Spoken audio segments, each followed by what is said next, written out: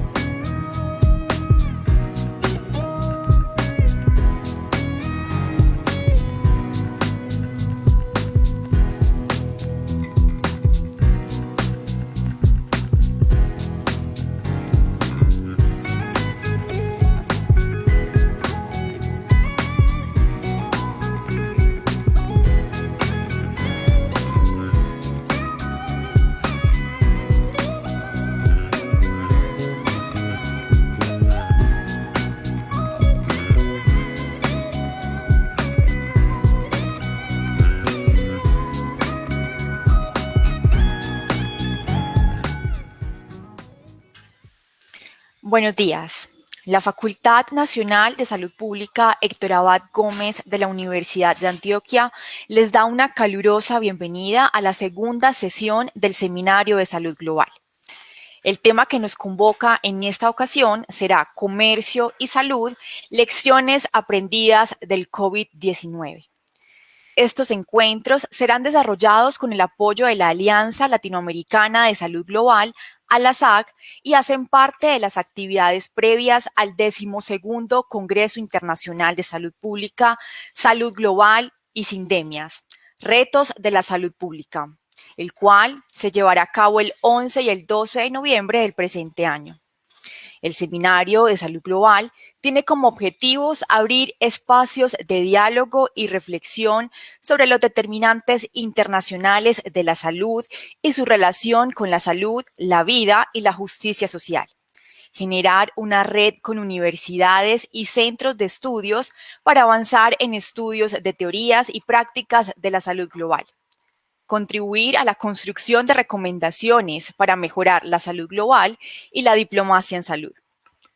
La salud global es un campo de estudio que analiza el impacto que tiene la interdependencia global sobre los determinantes de la salud, la transferencia de riesgos de salud y la respuesta de la forma de políticas de las naciones, de las organizaciones internacionales y de los múltiples actores en el entorno de la salud global. Este seminario abre la oportunidad de explorar la interrelación entre el comercio y la salud para estimular políticas globales que beneficien la salud y la vida e identificar propuestas regulatorias inaplazables. La sesión de hoy será moderada por Juan Eduardo Guerrero Espinel, líder del proyecto de salud global y profesor de la Facultad Nacional de Salud Pública, además vocal de la Junta Directiva de la Asociación Colombiana de Salud Pública. En la mañana de hoy nos acompañan Marco Ackerman, él es profesor de tiempo completo de de la Escuela de Salud Pública de la Universidad de Sao Paulo en Brasil. Es vicepresidente para América Latina de la Unión Internacional de Promoción y Educación de la Salud, presidente del Grupo de Trabajo sobre Promoción de la Salud y Desarrollo Sostenible de la Asociación Brasileña de Salud Pública. También nos acompaña Celeste Necier, ella es licenciada en Nutrición de la Universidad Nacional de Córdoba y magíster en Ciencias de la Nutrición de la Universidad de Chile. Actualmente es la coordinadora y la licenciatura en nutrición de la Universidad Católica de Santa Fe. Por último, nos acompaña Jorge Ramírez Flores, él es médico y cirujano, magíster y especialista en salud pública de la Universidad de Chile. También es magíster en salud global de la Universidad de California y se desempeña como médico en el SAMU Metropolitano y como jefe del programa de Salud Global de la Escuela de Salud Pública de la Universidad de Chile. Los dejamos dejamos entonces en este momento con el moderador, el profesor Juan Eduardo Guerrero Espinel, quien dará paso a cada uno de nuestros ponentes y posteriormente iniciará la conversación. Adelante, profesor Juan Eduardo. Bueno, muy buenos días. Un saludo muy especial a los ponentes invitados en el día de hoy. Agradecer especialmente a la SAC, a la Asociación Latinoamericana de Salud Global, a la Facultad Nacional de Salud Pública, al profesor Ackerman, al profesor Andrés Ramírez y a la profesora Celeste Necier, quien en el día de hoy nos acompañan en un espacio que esperamos sea lo más agradable y lo más fructífero y productivo para todos nosotros y todos los interesados en los temas de salud global. Realmente nos interesa muchísimo desarrollar en esta propuesta, con la experiencia de los ponentes invitados, lo que ha significado comercio, la interrelación del comercio y salud, y cómo el comercio de una u otra forma se ha visto afectado por la pandemia de COVID-19, y también para que podamos entrelazar lo que significa la influencia del comercio en la salud de las poblaciones, de las naciones, de los países, de las comunidades, de las familias, porque de una u otra forma en los últimos años, en los últimos decenios, hemos venido aprendiendo de que hay una influencia global de tipo financiero, de tipo comercial, de tipo de modelos de desarrollo que de una u otra forma dirigen y orientan muchas de las grandes decisiones que de una manera benefician o afectan la salud de las poblaciones, de las comunidades y de las familias. En este diálogo intentamos hacer un balance de ese tipo, de qué significa el comercio y la salud previo a la pandemia y qué significa en momentos de pandemia en cada uno de nuestros países, y especialmente en la región de América, que es la región que de una u otra forma se ha visto bastante afectada, continúa afectada, y continúan, digamos, los casos creciendo en Argentina, en Brasil, en Colombia. Tenemos muchas dificultades, incluyendo también lo que significa el acceso a las vacunas, la disponibilidad de las vacunas, que indudablemente es un tema que deberá y estará tocado en este espacio. De modo que con esa introducción de generar un debate, una reflexión y una intención de prepararnos para el Congreso Internacional de Salud Pública con el título de Salud Global y Bien Común, pues vamos a iniciar este conversatorio, este seminario, y vamos a empezar en primer lugar por el profesor Marco Ackerman, que nos acompaña en el día de hoy, para poder escuchar su reflexión, su pensamiento. Él va a hacer un esfuerzo especial porque dice que hablará en portuñol completamente, y vamos a escucharle. Tomemos nota de sus apreciaciones, de lo que cada uno de ellos, para que al final podamos hacer ese diálogo que nos permita entrelazar pensamientos, ideas y orientaciones de lo que significa una gobernanza global por la salud y la vida, porque en últimas esta intención de estos seminarios es si nos podemos preparar y podemos apoyar a un proceso de gobernanza en salud, por la salud y la vida, que será, digamos, como nuestra gran orientación en estos seminarios y talleres que estamos promoviendo. Muchísimas gracias, profesor Marco Ackerman. Gracias por estar con nosotros. Te escuchamos. Tienes 20 minutos. Buenos días. Qué gusto, Eduardo, estar acá hoy con ustedes. Un placer enorme. Yo tengo un recuerdo muy fuerte de ti. En 2006, tú fuiste cálido cuando yo llegué a la OPS. En 2006, tú estabas ahí. El tiempo pasa, Eduardo, ya son 15 años desde este tiempo que estuvimos juntos, y tengo un cariño inmenso y enorme por ti, por toda tu hospitalidad y receptividad cuando nosotros trabajamos juntos en la OPS. Gracias, Eduardo. Gracias por esta recepción hace 15 años y gracias hoy por la invitación. Es muy precioso estar con colegas de Chile, de Argentina, de Colombia. En estos tiempos distópicos, hay que romper con nuestro aislamiento de nuestros países, ¿no? Las fronteras están cerradas. Todavía la vía digital abre posibilidad de diálogos. Entonces es muy importante estar acá con Jorge, con Celeste, hablando de las cosas de nuestros países, ¿no? Y yo espero mucho, porque algunas veces la gente dice que, y esto es triste cuando hay muertes, que la COVID es una oportunidad. No veo la COVID como una oportunidad de forma alguna, ¿no? Pero Boaventura Sousa Santos, que é um sociólogo português de Coimbra, disse: quizás nosotros podamos aprender algo com a cruel pedagogia do vírus, ¿no?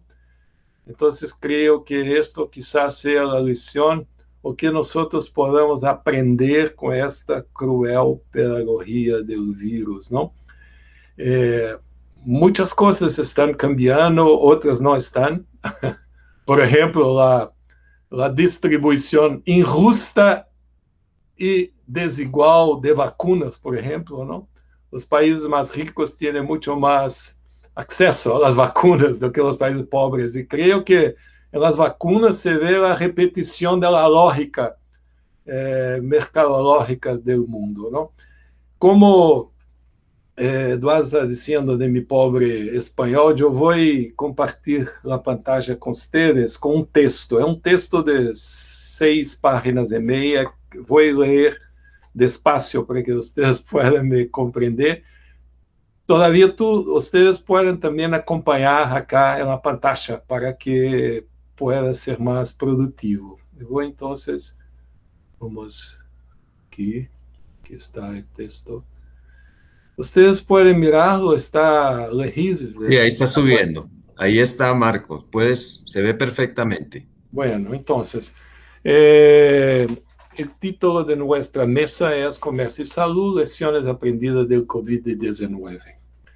En 2016, en la 9ª Conferencia Global de la OMS en Shanghái, China, donde el tema fue la promoción de la salud en los ODS, se afirmó que para que esta conexão entre a promoção da saúde e os ODS seja realmente genuína, seria necessário construir uma nova narrativa para a promoção da saúde para o siglo XXI. Se identificaram, então, 3 forças globais que brindam uma perspectiva das futuras ações de promoção da saúde. A primeira foi que a contínua evolução de la globalización de bienes y servicios y el consecuente impacto de las actividades comerciales en la salud y las opciones saludables se enmarca como que se llamó en la época y aún se llama los determinantes comerciales de la salud.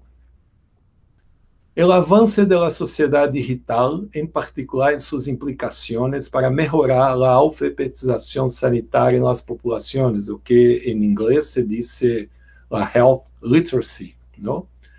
Y el tercer punto fue que las amenazas transnacionales complejas que surgen del movimiento global, sin precedentes de personas dentro y entre países, a menudo como consecuencias de conflitos y necesidades económicas. Entonces, esses 3 pontos devem marcar o que se clamou, se pediu por uma nova narrativa da promoção da saúde para o siglo XXI. O evento de hoje, que Eduardo e seus companheiros estão organizando, toca no ponto 1, os determinantes comerciais da saúde ou os efeitos nocivos para a saúde devido às atividades comerciais. Por exemplo, e creio que Celeste pode falar sobre isso, não? Os efeitos do comércio de alimentos ultraprocessados em la saúde das pessoas. Ou quizás outro exemplo de determinação comercial da saúde. A influência, por exemplo, de priorizar o transporte de automóveis individuais com o consequente aumento dos acidentes de tráfego. Para seguir com minha charla, me tomo a liberdade de reconfigurar o título que Eduardo nos pediu em vista da pandemia da Covid-19 como, entre comillas, falsos dilemas entre saúde e economia. Isto se deve a que, em Brasil, de onde hablo e de onde todavia está presente esse dilema, y quizás en otras partes del mundo también, y donde se ha entendido, especialmente por parte del gobierno, que se deve priorizar a economia, porque, entre comillas, isto é o que se diz, né? Aqueles que querem priorizar a economia, o comércio cerrado significa desemprego e hambre. E este falso dilema se ha manifestado em vários titulares de periódicos, porque nossa medida de êxito sempre ha sido as medidas econômicas. Sin embargo, podemos observar titulares de periódicos aqui e allá, por exemplo, as medidas de quarentena em China reduziram os ahorros em 50% e salvaram 50 mil vidas. Outro titular, as águas del Ganges na Índia são uns 80% mais limpas. Outro titular, a qualidade del aire em Los Angeles no primeiro ano da pandemia foi a melhor em 40 anos. A economia é a gente, não mais tratar as pessoas como uma coisa, poner-lhes preço, por exemplo. Com isso, quero perguntar-nos a los colegas que estão acá, compartilhando comigo a mesa, como a audiência, para que a vida se viva em todo o seu potencial, para que nadie se quede atrás e logre-se desenvolvimento sustentável, realmente necessitamos crescer o PIB. Hago a pergunta novamente. Realmente necessitamos crescer o PIB para que a vida se viva em todo o seu potencial, para que nadie se quede atrás e para que se logre desenvolvimento sustentável? Em 3 de abril de 2020, o famoso periódico de color salmão, o Financial Times, templo da voz liberal britânica, apresenta título surpreendente em seu editorial, em tradução livre, entre comillas, os vírus revelam a fragilidade do contrato social. Há que buscar-se, então, radicais reformas para construir-se uma sociedade que funcione para todos. Surpreendente, não? Este editorial do Financial Times. Que reformas radicais sugeridas seriam estas que o Financial Times põe em seu editorial? Será necessário poner sobre a mesa o cambio de rumbo político imperante nas últimas 4 décadas. Os governos deverão aceitar papel mais ativo na economia. Deveriam ver os serviços públicos como inversões, não como passivos, e buscar formas de fazer que os mercados laborais sejam menos inseguros. A redistribuição volverá a estar na agenda. As políticas, hasta hace pouco consideradas inviáveis, como a renta básica e os impostos à riqueza, tendrão que estar entre as propostas. Este editorial é surpreendente, já que vai em contra de los cânones neoliberais que han estado em boga nas últimas décadas. Em tempos de tal convulsão sísmica na lógica operativa da sociedade capitalista, queremos trazer ao debate a relação entre saúde e economia, tão recorrente nas irresponsáveis declarações do presidente da República brasileiro ao defender que as medidas sanitárias de isolamento social seriam o mesmo que danar os negócios, o comércio e os empregos.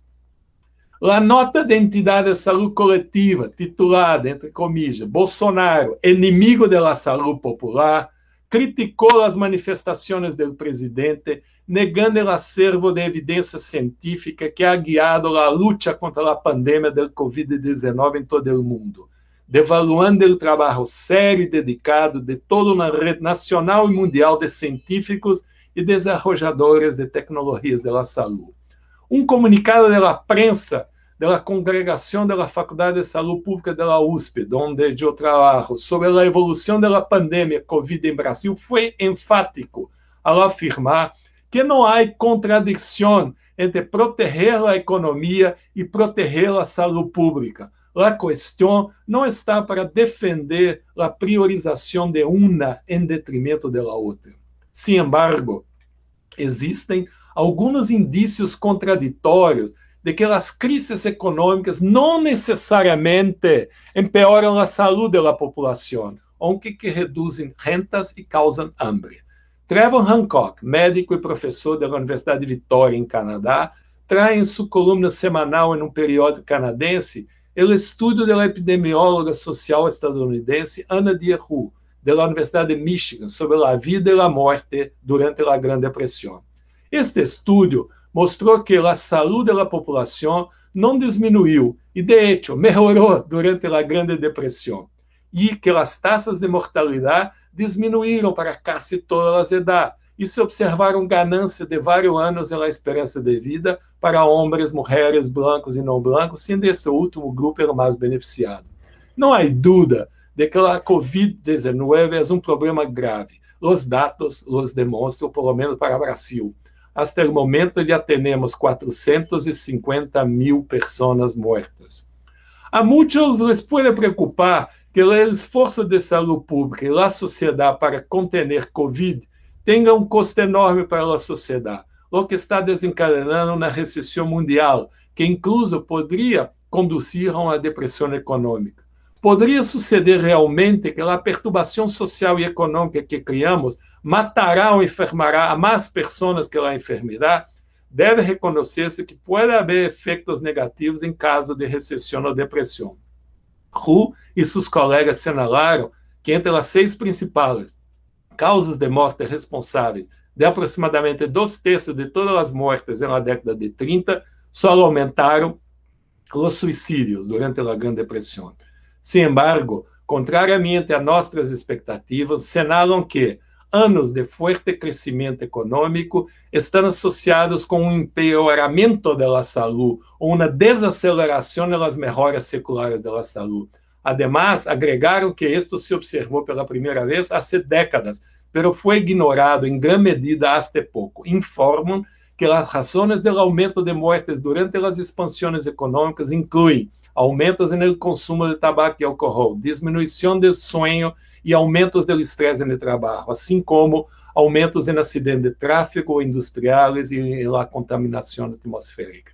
Cabe assinalar que a tendência à diminuição da mortalidade infantil em Brasil, que se ha mantido constante desde a década de 40, se interrompeu na década de 70, com a reanudação do aumento, precisamente do período considerado do milagro econômico brasileiro.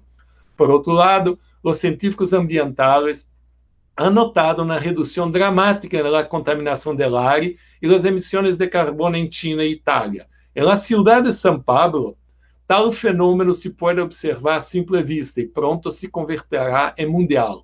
Não é uma coincidência que o economista de recursos ambientais da Universidade de Stanford, Marshall Burke, sugeriera a princípios de março do ano passado que a redução da contaminação do ar em China já poderá haver salvado mais vida que o custo da epidemia de Covid-19. Já podemos ver o impacto no tráfego das carreteras de São Paulo, com a redução de 46,7% no número de acidentes durante a quarentena por a pandemia de coronavírus, que não só reduzirá a contaminação atmosférica e as emissões de carbono, sino que também diminuirá a ocorrência de lesões e mortes por acidente. Como isto sigue persistindo, será necessário o apoio do governo para os trabalhadores despedidos com alguma forma de ingresso e ou vivenda garantizados, requisitos básicos da saúde. Junto com isto, podemos esperar uma redução da demanda de mais coisas, à medida que a gente se adapta a um contexto de ingressos mais baixos.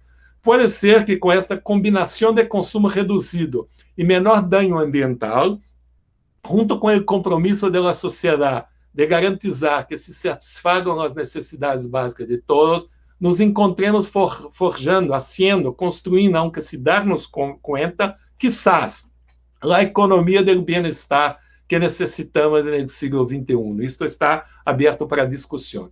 E quizás, a medida do PIB e seu crescimento como parâmetro para o êxito da sociedade humana deixará de ser a melhor lente para validar a qualidade de vida que vivem as populações humanas. De hecho, o crescimento do PIB não se ha traduzido na distribuição necessária, hecho que o assombroso editorial de Financial Times pretende firmar um novo contrato social. Dos exemplos de outras medidas do sucesso do êxito econômico. O primeiro é o informe sobre a felicidade mundial, publicado anualmente desde 2012 pela Rede de Soluções para o Desenvolvimento Sustentável, uma iniciativa global das Nações Unidas. Deve ocupar um lugar destacado na agenda de planificação dos países e a experiência de Butão, de felicidade interna bruta, que não deve tratar-se de maneira folclórica. Por exemplo, quem decidiu medir a vida pela quantidade de liberdade, cooperação, inclusão, cultura, resiliência ecológica, igualdade de gênero e solidariedade? Para isto, o país adopta 10 indicadores. Estes, por exemplo, como fomentar a participação na atividade esportiva, igualdade de gênero e liberdade de pensamento. São maneiras distintas de medir êxito e bem-estar. Alegado o momento de medir a vida menos com medidas econômicas e mais com outras regras que são mais significativas para a vida que para a finalização da vida.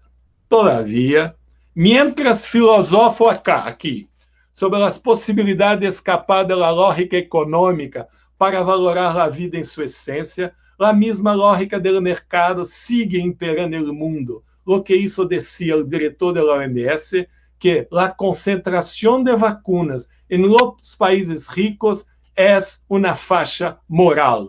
Hasta o momento, se ha aplicado mais de 1.600 milhões de doses de vacinas, a maioria de eles, sin embargo, em braços de habitantes de países ricos. Com 15% da população mundial, esses países concentram quase a metade das vacinas disponíveis, mientras que 1/3 de seus habitantes recebeu ao menos uma dose em los países pobres, a proporção é só de 0,2%.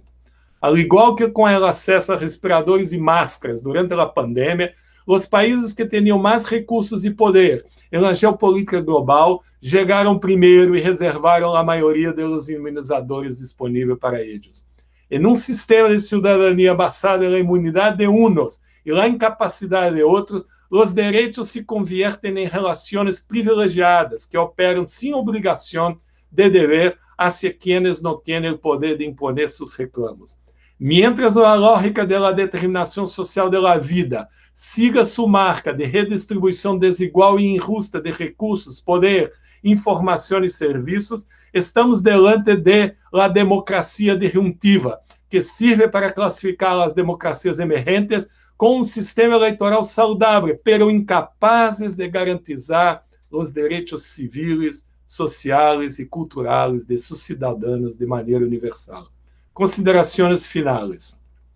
A pandemia da Covid representa um grande desafio para a saúde pública, com graves impactos econômicos e sociais.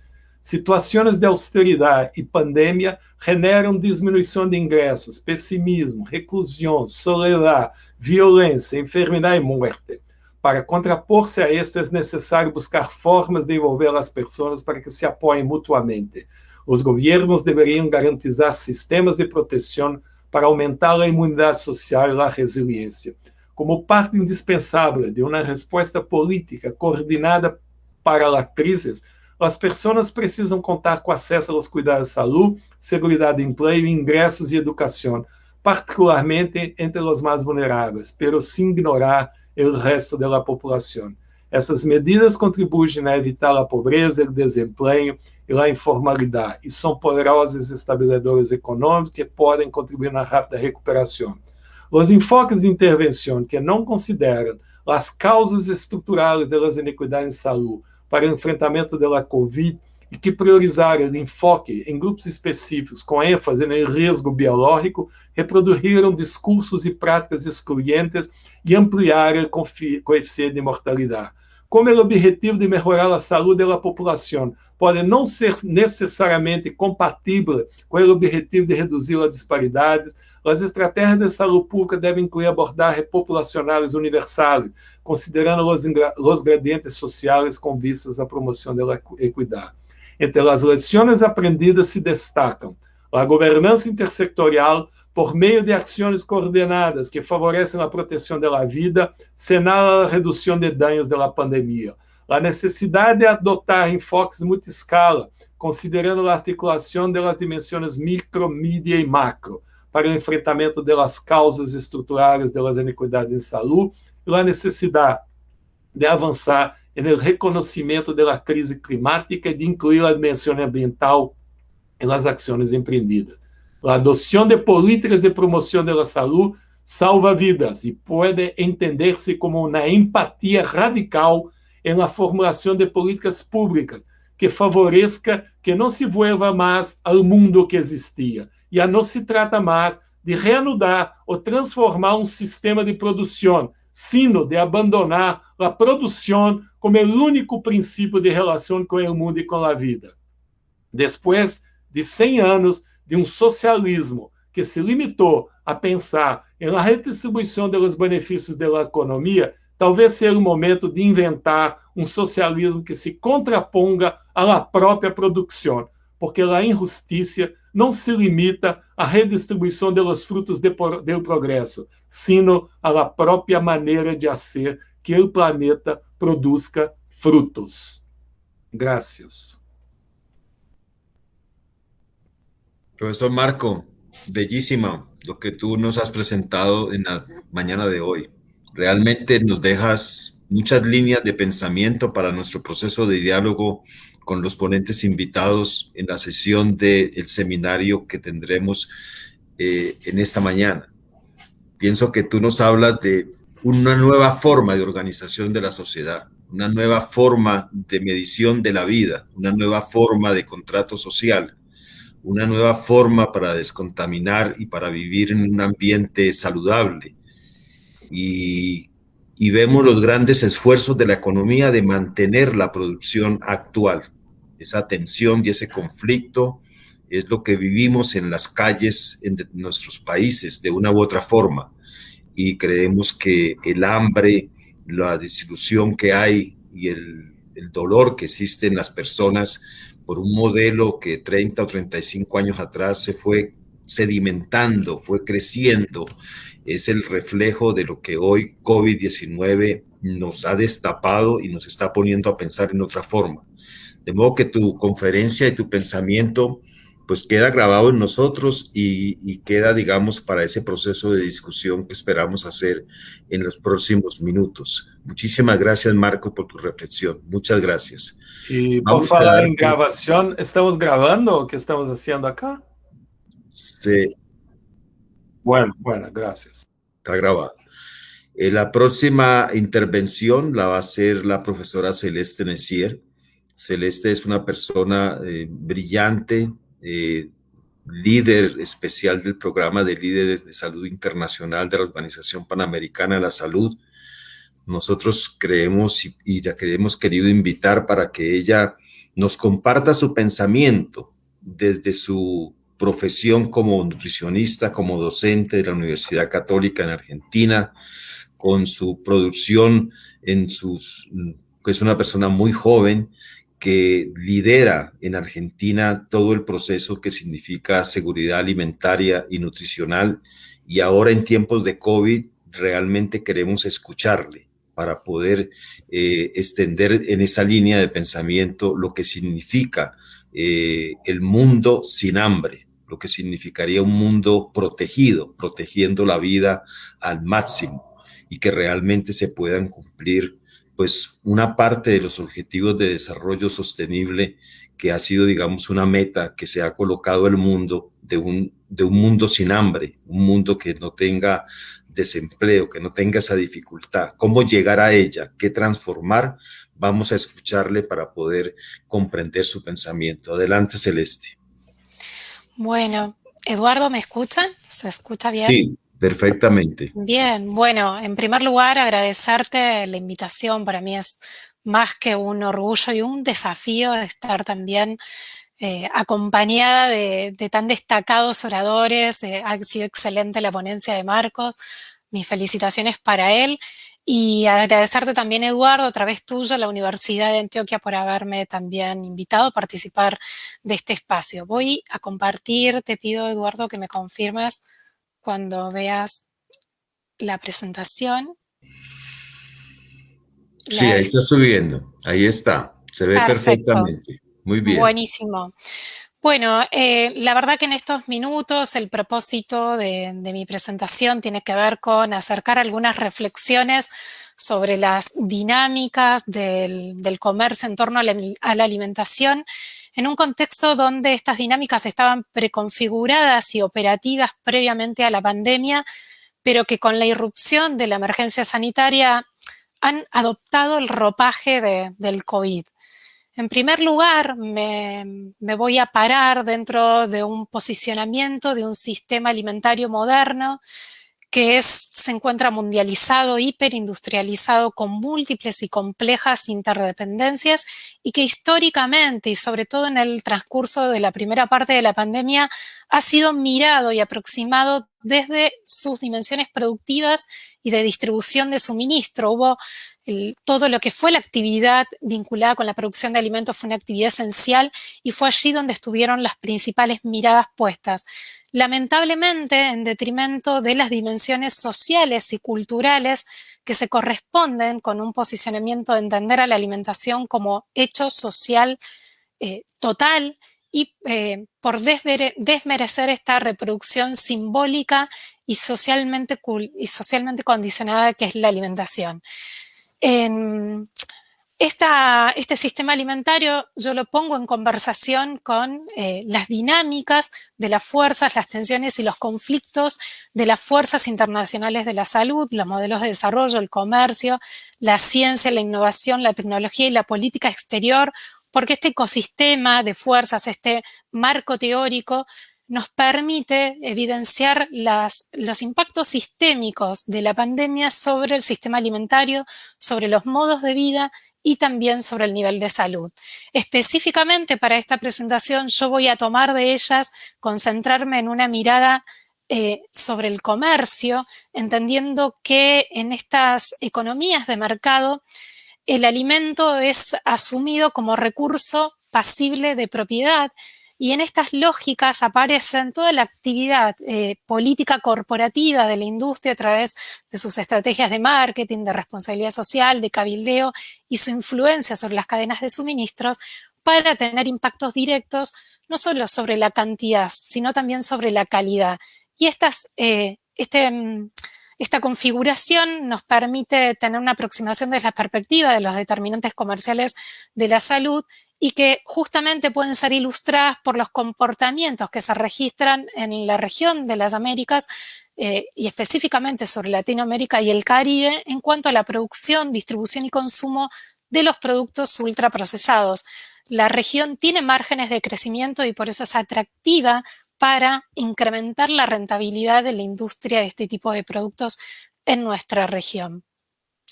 La fuerza del comercio fue tomada dentro de un trabajo de investigación que realizamos junto con Viviana García en el año 2018 al representar a Argentina dentro del programa de líderes en salud internacional, donde realizamos un trabajo de investigación que se llamó De lo global a lo local y de lo local a lo global, las estrategias de prevención de sobrepeso y la obesidad infantil desde el enfoque de la salud internacional, que ha sido recientemente publicada en extenso la investigación en un libro denominado La obesidad infantil en Argentina, una mirada desde la salud internacional, que está publicado por la editorial de la Universidad Católica de Santa Fe y que se encuentra prologado para nuestro honor también por el doctor Eduardo Guerrero. En este trabajo de investigación lo que hicimos en primer lugar con Viviana fue una estrategia de priorización analizando las implicancias y repercusiones de las fuerzas sobre las políticas y programas recomendados para la prevención del sobrepeso y la obesidad por la FAO y la OPS en una publicación del año 2018. De ese ejercicio de priorización, claramente el comercio queda ilustrada como la fuerza que tiene un mayor nivel de penetración en cada una de estas políticas y programas propuestos. Para esa investigación realizamos un trabajo de investigación cualitativa donde aplicamos entrevistas en profundidad con referentes locales, del Ejecutivo local, del Ejecutivo nacional, representantes de la academia, de las organizaciones de la sociedad civil y representantes de los organismos internacionales de salud. Entre las distintas conclusiones que arrojó el trabajo, destaco para esta presentación una de ellas, trayendo que a la mesa de que de todas las fuerzas con que opera el modelo de salud internacional, el comercio ha sido la que más claramente los entrevistados pudieron reconocer como determinante de la magnitud, gravedad y vulnerabilidad, expresado en distintos emergentes vinculados con la actividad política corporativa que hace la industria de alimentos sobre los intentos de regulación del entorno alimentario, su circunscripción a las etapas de liberalización económica de nuestros mercados y su efecto posterior sobre los patrones de consumo de alimentos, sobre las economías locales y finalmente sobre la transformación de los modos de vida.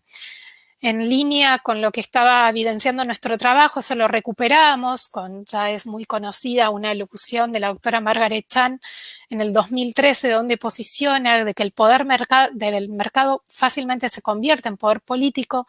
Pocos gobiernos priorizan a la salud por encima de los grandes negocios. Como hemos aprendido de la experiencia con la industria del tabaco, una corporación poderosa puede venderle al público prácticamente cualquier cosa. Ese trabajo lo hicimos antes de la pandemia y la propuesta de Eduardo era conversemos también qué pasó en el marco de la pandemia y los consumos alimentarios y la seguridad alimentaria. Aquí recupero una portada de este año de la revista The Economist ilustrada por un dibujante italiano, Luca D'Urbino, que retrata irónicamente el rol del Estado frente a la gestión de la pandemia. Sin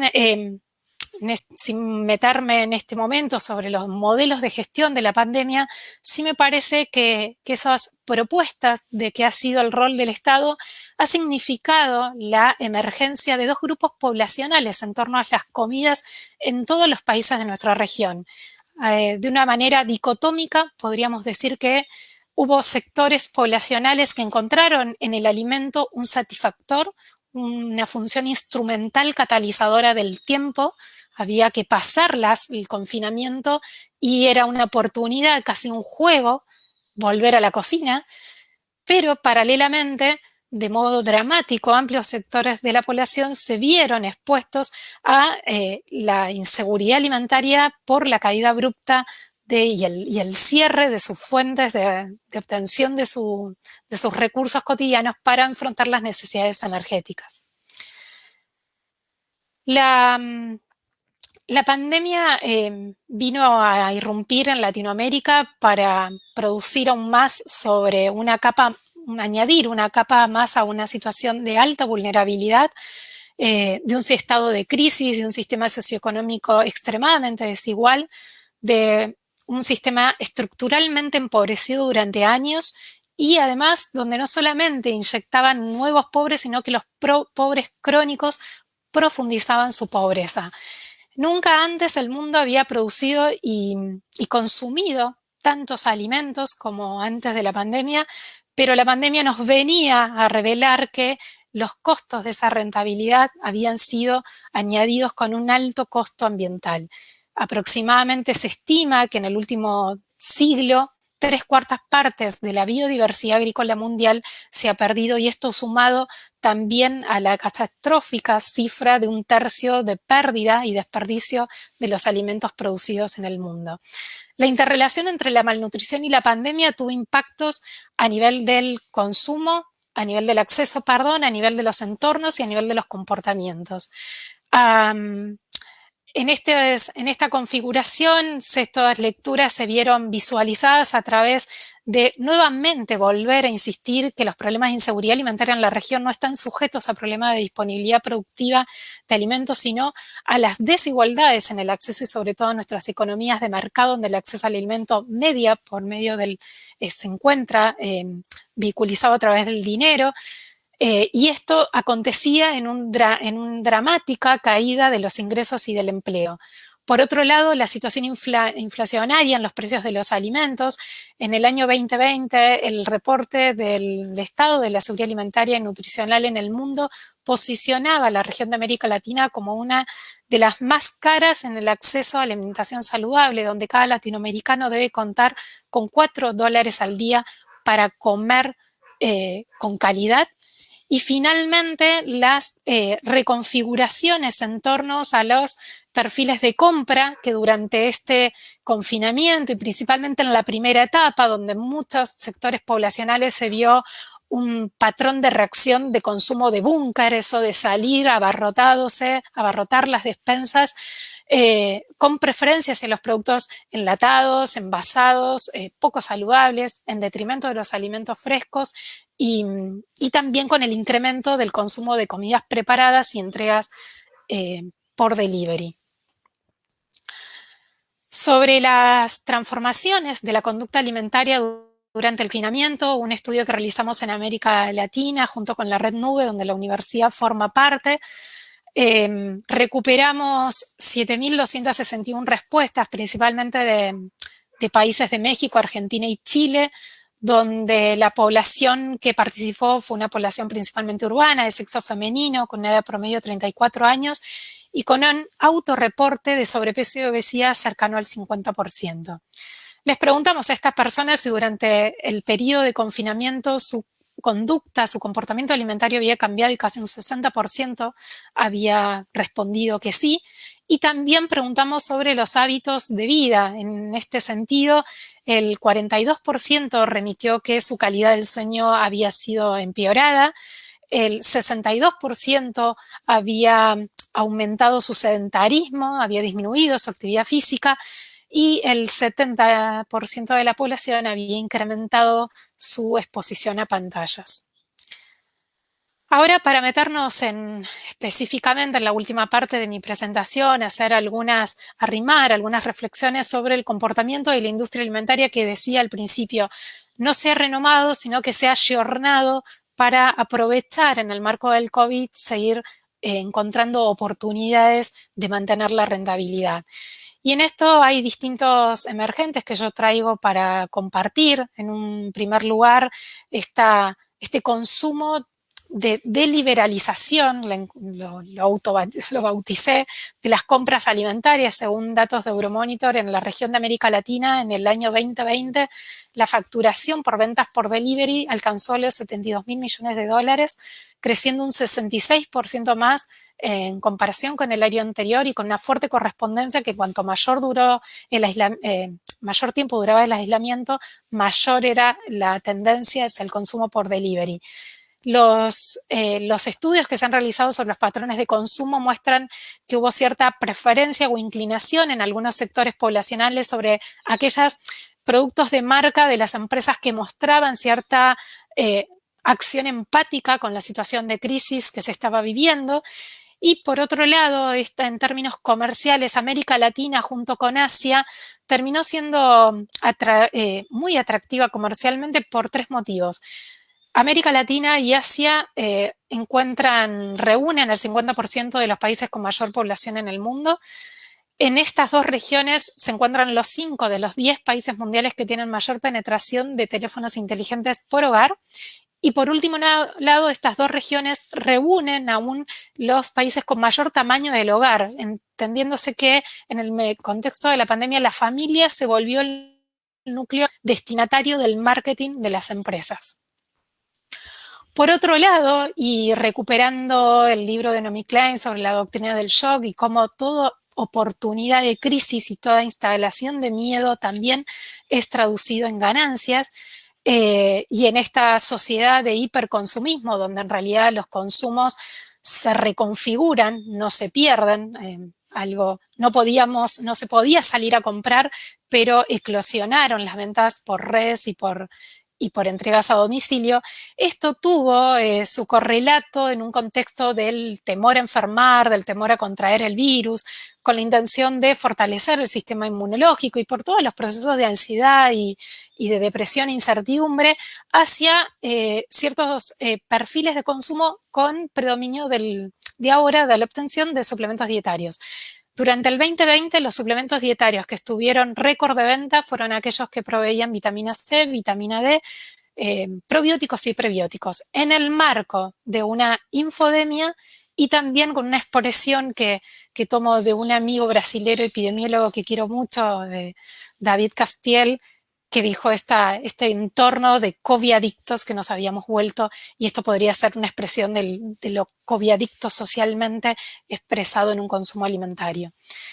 Tal fue la sensación de disrupción sobre estos comportamientos que la EFSA, la Agencia de Seguridad Alimentaria Española, tuvo que salir a hacer un comunicado advirtiendo a la población que estas empresas elaboradoras y comercializadoras de suplementos dietarios estaban usando alegaciones, propiedades de declaraciones nutricionales y propiedades de salud con declaraciones que eran prohibidas y no estaban autorizadas. Era esto de que estas industrias estaban alegando que sus productos podían prevenir, tratar o curar, tuvo que salir a totalmente desmentir esas estrategias de marketing. Otras de las aristas tienen que ver con el florecimiento de las acciones de responsabilidad social empresaria a nivel internacional lideradas, especialmente por la categoría de donaciones directas de dinero. En Argentina, lideradas por las empresas que representan al agronegocio. Yo traigo aquí dos ejemplos de una multinacional de alimentos Unilever a través de sus acciones, a través de la red de bancos de alimentos y las donaciones al Consejo Nacional de Políticas Sociales, o de la cadena internacional Subway con su asistencia a personas vulnerables, a los profesionales de la salud y a fuerzas de seguridad, a modo ilustrativo porque hubo diversidad de estas fotos en distintos países. Y también una iniciativa que se documentó en Brasil y que reunió a 8 grandes corporaciones, entre ellas Heineken, PepsiCo, Coca-Cola, que trató de orientar asistencia financiera a más de 300.000 pequeñas tiendas de comercialización minoristas ubicadas en Brasil. Otro de estas aristas tiene que ser leída de la rapidez de adaptación de las estrategias de marketing. A pesar de que en los entornos de los debates de las políticas de regulación del etiquetado frontal, la industria alegaba de modo muy rotundo que eso significaría altos costos para readaptar sus estrategias y sus envases a la nueva normativa, la pandemia vino a demostrar que eso no les significó ningún pesar y lo hicieron a una velocidad extremadamente rápida, adaptando sus envases, adaptando sus estrategias de marketing y asegurando la provisión de estos productos dentro de la casa. Hay un trabajo muy interesante que realizó UNICEF en Uruguay que tipificó las estrategias de marketing digital de la industria de alimentos procesados en ese país. Y finalmente, el contexto de ansiedad y de incertidumbre tuvo otra manifestación que tuvo que ver con el disparo de los consumos no solo de alimentos ultraprocesados, sino también del alcohol. Un estudio que se realizó en Argentina documentó que el 45% había incrementado su consumo y que el consumo de vino diario del 5% había sido incrementado un 15%. El año pasado la Organización Panamericana de la Salud circuló una encuesta que no tuvo un diseño representativo, pero que si bien recuperó que de esas 12.000 respuestas que recogió, la mayor parte reportó no haber cambiado su conducta de consumo del alcohol, sí al analizarlo según el sexo, vemos que los hombres fueron los que documentaron un incremento en dicho consumo. Sabemos que las estrategias de la industria del alcohol estuvieron muy activas en favoreciendo la entrega a domicilio y la compra por internet y redoblando sus esfuerzos de estrategias publicitarias hacia la población joven. Un hecho por lo menos que se está documentando en Argentina es ahora la entrega de vinos en lata, que es una propuesta de entrega de un producto que tiene mucha receptividad por el público joven. Y finalmente quiero dejar algunos retos y algunas reflexiones, no tengo las respuestas a todas, pero en los recorridos sobre estas lecturas y el comportamiento de la pandemia en cuanto a la seguridad alimentaria, por un lado, pensar que así como Enrique Dussel, filósofo argentino naturalizado mexicano, dice que estamos ante la primera peste de conciencia planetaria, Adela Cortina, filósofa española, nos dice que deberíamos estar pensando en retos universales. Esto no va a ser la salida que va a tener que operar un grupo de personas, sino que tenemos que pensar más que nunca en una comunidad universal. en un concepto de ciudadanos del mundo que entre todos podamos trabajar para una salida común. Por otro lado, me habilito a reflexionar si sería posible pensar sistemas alimentarios basados en objetivos no desarrollistas, basados en objetivos no productivistas, que puedan recuperar modelos de convivencia y no de competencia y que puedan construirse sobre la concepción de que los alimentos son recursos finitos y bienes comunes. Propongo también la incorporación de un nuevo principio, así como hablábamos antes de la salud en todas las políticas. Quizás hoy nos debe convocar el aseguramiento de sistemas alimentarios sostenibles en todas las políticas. Frente a un paradigma dominante de pensar desde los resultados en salud y en términos alimentarios, tuvo mucha penetración de toda una epidemiología basada en el riesgo, pensar en una epidemiología de una alimentación sensible a los ecosistemas, basada en el planeta y respetuosa de las pautas culturales. Yo siempre digo, si las guías alimentarias son muy similares en todos los lugares del mundo, es porque realmente nos hemos olvidado la dimensión cultural y simbólica de nuestras propias cocinas. Cuidar el ciclo de la política, de la interferencia de la industria alimentaria y farmacéutica, que ha sido evidenciada en todo intento de regulación del entorno alimentario que han atravesado nuestros países.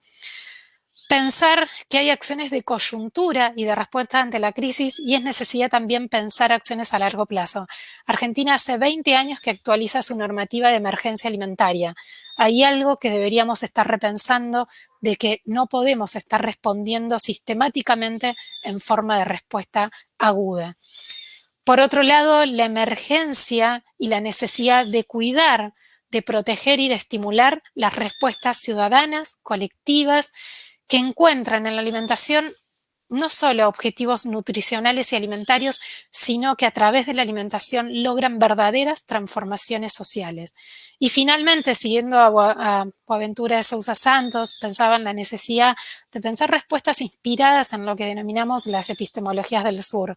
Esta necesidad de repensar los modos de producir conocimiento científico y no científico y la emergencia de pensar también la desnaturalizar las grandes desigualdades que vive nuestra región.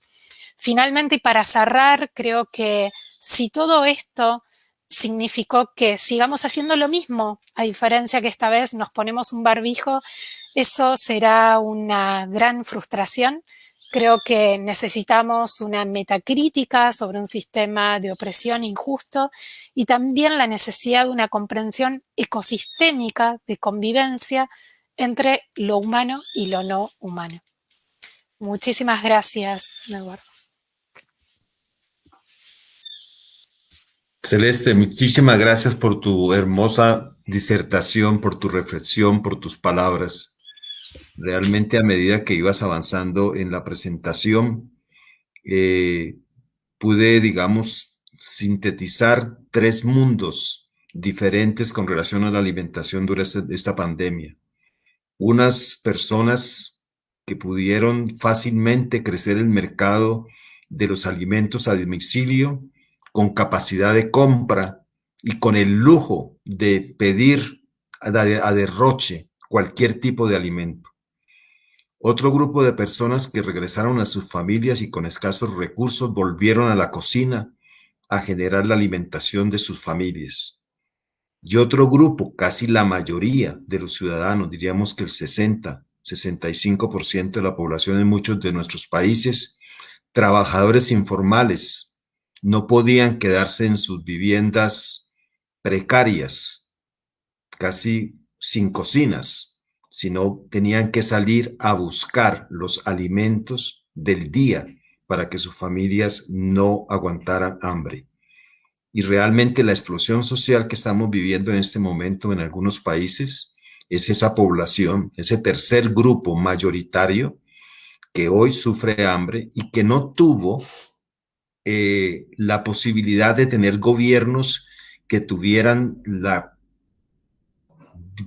ser videntes de proteger financieramente a esas poblaciones con recursos. La primera fase de la pandemia apareció la solidaridad de múltiples personas, la solidaridad de muchas organizaciones, de muchísima gente, pero en el tiempo eso se fue apagando. Hubo una primera fase de solidaridad de ese tipo, pero se fue apagando. Y lo que se requería era una política pública de proteger financieramente a esas poblaciones más vulnerables, y es lo que hoy se está reclamando en muchísimos lugares. Me parece importante esa reflexión. Y gracias por ese final, porque realmente, al igual que Marco, muestras cómo es posible pensar un mundo de producción de alimentos no para la competencia, sino para la cooperación, y que sea ecosostenible y que realmente nos dé unos nuevos valores y unos nuevos placeres de lo que significa el alimento para la humanidad, en una humanidad que piense en el bien común. Y como tú dices, eso necesita una gobernanza global diferente que nos lleve a un mundo diferenciado. No podemos volver a lo mismo. Me encanta lo que has dicho.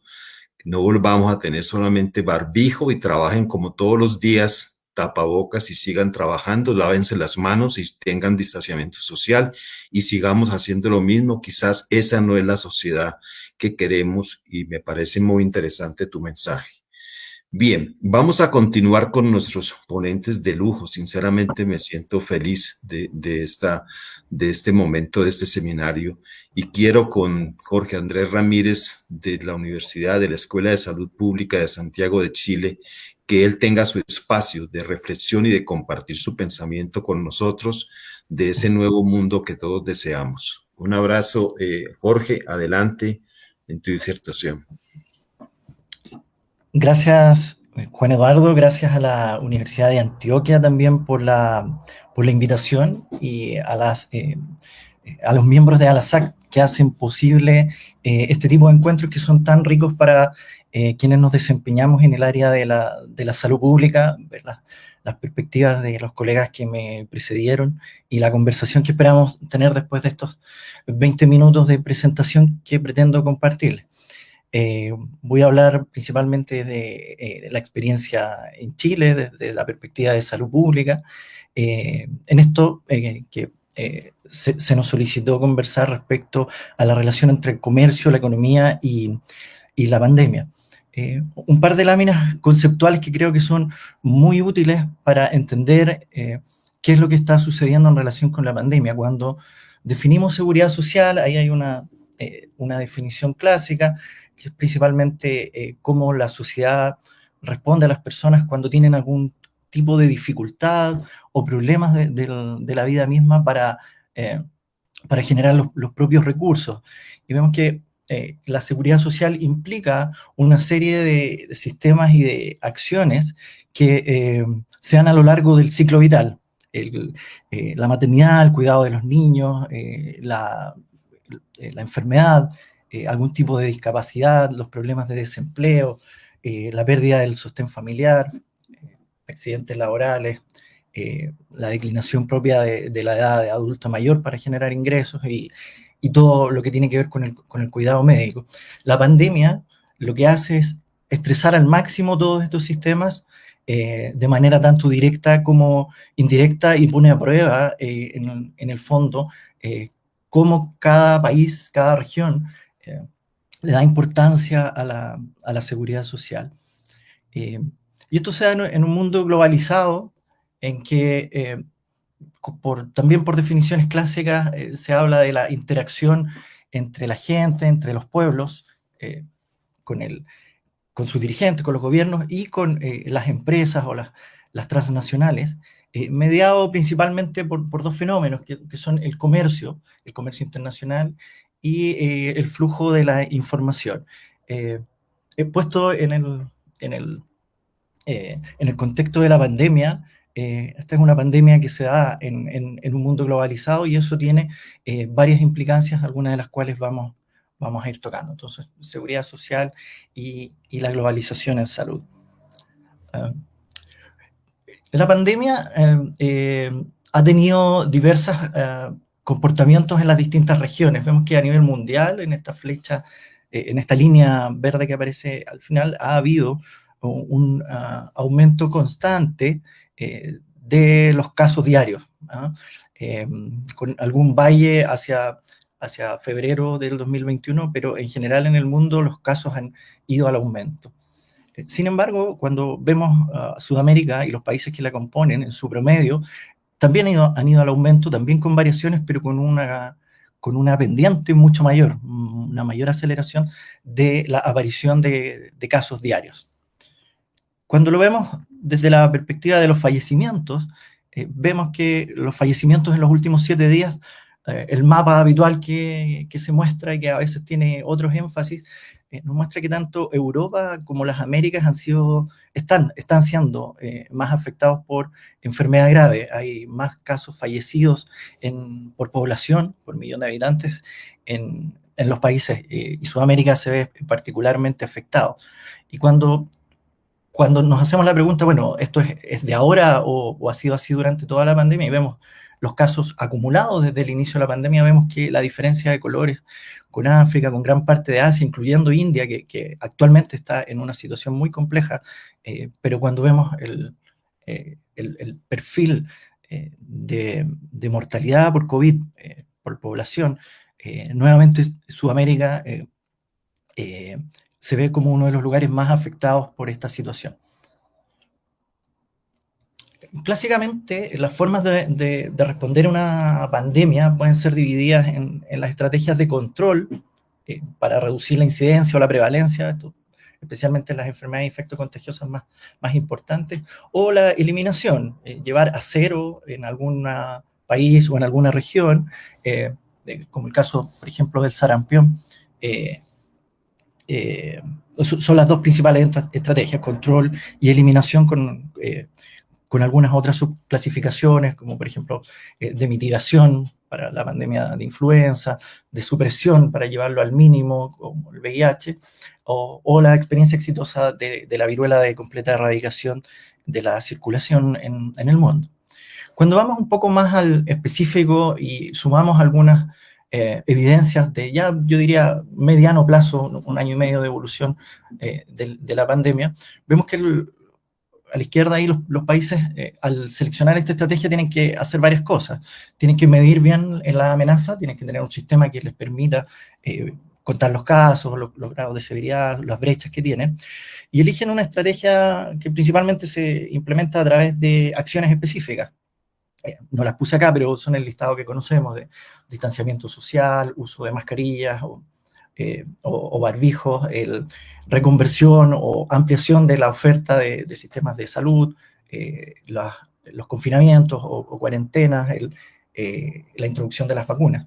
Y además tienen que mantener una vigilancia para poder controlar y hacer el ajuste fino de estas estrategias, de estas actividades que se realizan, además de comunicar principalmente hacia la población bien los riesgos y coordinar la acción intersectorial.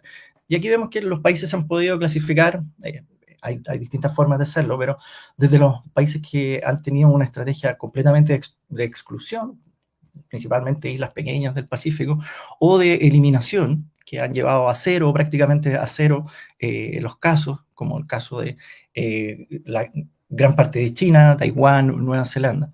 Y se ha visto que los países que han realizado este tipo de estrategia, en general, han tenido un retorno a una nueva normalidad dentro de aproximadamente 2 a 3 meses, pero han debido mantener las fronteras cerradas hasta la introducción de una vacuna lo suficientemente efectiva. Por otro lado, hay un grupo de países que han optado por una estrategia más bien de supresión, que es más bien una respuesta escalonada, que intenta disminuir de manera importante, significativa, los casos y los brotes. Esto ha sido la estrategia principal en Europa, en Estados Unidos, y lo que se ha visto, lo que ha pasado en esos países es que ellos han debido mantenerse en 1 año, 1 año y medio, prolongando las estrategias de control hasta la introducción de las vacunas. Y finalmente hay un grupo de países que han ido más por el lado de la mitigación, se hablaba de aplanar la curva, con foco en no colapsar los servicios de salud y con foco en proteger a las poblaciones específicamente más vulnerables. Y otro grupo de países que se ha considerado que no han podido tener una estrategia coordinada, especialmente en países de muy bajos recursos. Esos países se ha visto que durante este periodo de 1 año a 1 año y medio, han debido enfrentar un avance de la pandemia, y se espera que eso pueda revertirse una vez que se pueda introducir la vacunación propiamente tal. Aquí vemos entonces en una clasificación que es arbitraria, pero es de países de recursos importantes, son países de la OECD, entre los países que optaron por la eliminación, ir a cero con el COVID, y los países que optaron por la mitigación. Entonces vemos que en el número de muertes hay una gran diferencia. En realidad los países que optan por la eliminación tienen un gran éxito sanitario comparado con aquellos que no lo hacen. En cuanto a la caída del PIB, que hablaba el profesor Ackerman en su presentación, estoy de acuerdo en su visión crítica, pero es un indicador que nos sirve para ver la efectividad de la respuesta de los países, al menos parcialmente. Las dinámicas son similares, pero la caída del PIB es más importante en los países que optan solo por la mitigación, y a largo plazo, a mediano plazo, los países que optaron por la eliminación tienden a hacerlo mejor. Lo mismo se ve en el último cuadro, que inicialmente los países que optaron por la eliminación tuvieron que hacer cuarentenas mucho más estrictas, pero por un periodo de tiempo más corto, y en el largo plazo, durante los meses, las semanas, han mantenido niveles de estrictez de estas medidas que son menores. Esto es visto desde otra perspectiva. Hay un grupo de países entonces que protege a su población y teniendo un número de fallecimientos significativamente menor que otros, y además protege a su economía teniendo una caída del Producto Interno Bruto menor al 5%. Evidentemente todas estas clasificaciones son arbitrarias, pero nos sirven para ver la discusión. Hay países que se considera que expusieron a su población y a su economía, como el Reino Unido, con una gran caída durante el 2020 de su Producto Interno Bruto, a expensa también de una gran mortalidad. ¿Qué pasa en Latinoamérica? Estas son las cifras del PIB. En Latinoamérica se calcula que el 2020 la caída del Producto Interno Bruto es en torno al 7%, y habría una recuperación en torno al 4% para el 2021. Eso es lo que se proyecta. Gran parte de esa recuperación, viendo el gráfico de la derecha, tiene que ver con gasto fiscal propiamente tal, en que hay grandes diferencias entre los países. El gasto o la ausencia de recolección de impuestos y también los préstamos y subsidios a la economía varían mucho entre los países como porcentaje del PIB, como aparece en los gráficos que están ahí.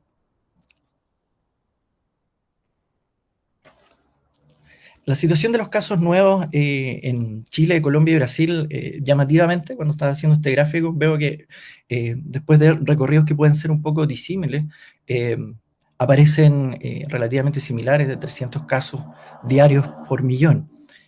Argentina se escapa en la actualidad, habiendo tenido un perfil mejor en los meses anteriores, pero actualmente está más que doblando esta cifra. Lo quise poner, me parece interesante, porque desde el punto de vista comparativo, finalmente lo que tenemos actualmente en los países que mostré es un resultado similar en número de casos, pero por vías recorridos que fueran distintos.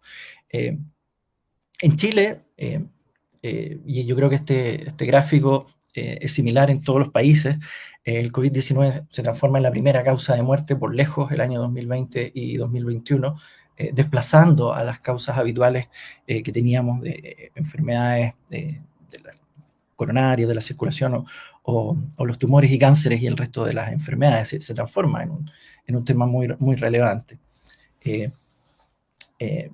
Cuando vemos los casos, las muertes y la disminución de la movilidad por nivel socioeconómico, acá hay un estudio muy interesante que compara las comunas del Gran Santiago, de la región metropolitana, cerca de 8 millones de habitantes, y ve que cosas que se esperan.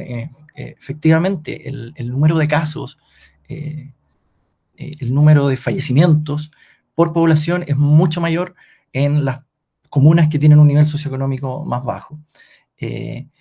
Y también ocurre con lo que significan propiamente tal las medidas de confinamiento. Las comunas, los municipios que tienen un nivel socioeconómico mayor pueden disminuir movilidad hasta en una razón de un 70%.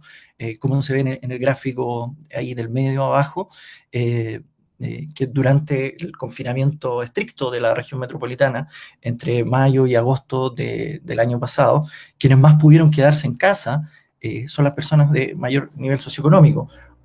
Otra forma de enfrentarlo es cuando se le pregunta a las familias cuántas personas tuvieron que salir igual a trabajar a pesar del confinamiento. Vemos que la mitad de las personas de los hogares de mayor nivel socioeconómico responden que ninguna persona tuvo que salir a trabajar. Y eso cae a un cuarto en los hogares de menor nivel socioeconómico, reforzando la idea que estas medidas poblacionales no son igual para todos y todas. Lo mismo en la crisis de los ingresos. La mitad de las personas refirió que sus ingresos durante pandemia habían disminuido mucho, pero un 72% respondió a esta pregunta de esa forma en los hogares de menor ingreso. Vacunas. Entonces, recuerdan, Brasil, Colombia, Chile tenían un número similar de casos al día de hoy, diarios, pero la cobertura de vacunación ha sido bastante disímil. Chile ya cuenta el día de ayer, por este reporte oficial, cerca de un 40% de la población completamente vacunada, es decir, ya 2 semanas después de la segunda dosis. Eso es harto, es mucho, además, comparado con la trayectoria que han llevado los otros países en Sudamérica. Pero llegamos a esto estamos casi en la misma situación y quiero plantear algunas ideas de por qué. Pero antes, un par de reflexiones respecto al tema de las vacunas como un bien de uso público.